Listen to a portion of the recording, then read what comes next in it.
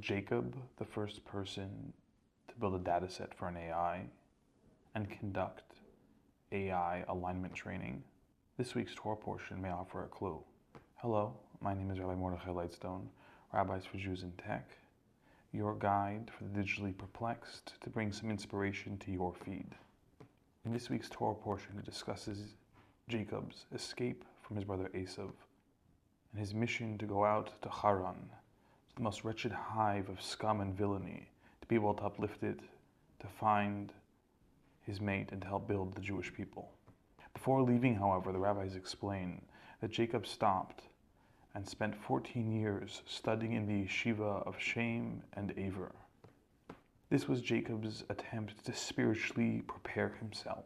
He then continued and spent the night in Bethel, where he saw Jacob's ladder, the famous dream where angels ascended and descended the ladder on high, and Jacob was assured of his success to come. The Torah says that Jacob surrounded his head with a series of rocks. Rashi notes this was done in order to be able to protect himself.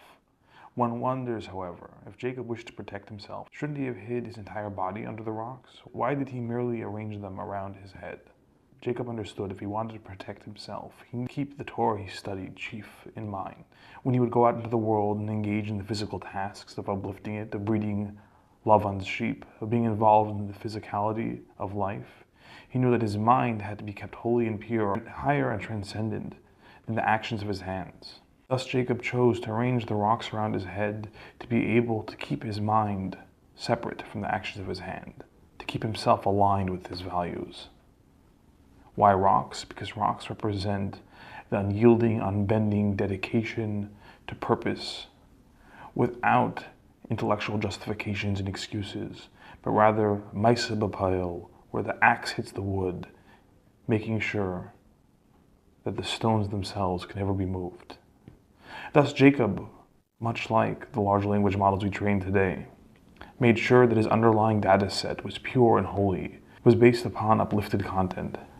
And then, before engaging in the world itself, he took a moment to make sure to test himself and to train himself and to make sure that those values that he wanted would be protected.